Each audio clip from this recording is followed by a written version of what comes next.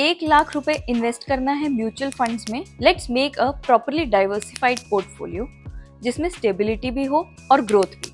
सबसे पहले अपना बेस स्ट्रॉन्ग बनाओ। अराउंड 40% यानी कि 40,000 रुपए किसी लार्ज कैप फंड में लगाओ। ऑप्शंस निपॉन इंडिया या फिर ICICI prudential large cap fund. ये आपको टॉप कंपनीज में स्टेबिलिटी देंगे। नेक्स्ट आपका 25% यानी कि 25,000 रुपए किसी मिड कैप फंड में लगाओ। Example Motilal Oswal mid cap fund या फिर Nippon India growth mid cap fund. ये थोड़े रिस्की हैं लेकिन बेटर ग्रोथ देते हैं। अब थोड़ा स्पाइस ऐड करो।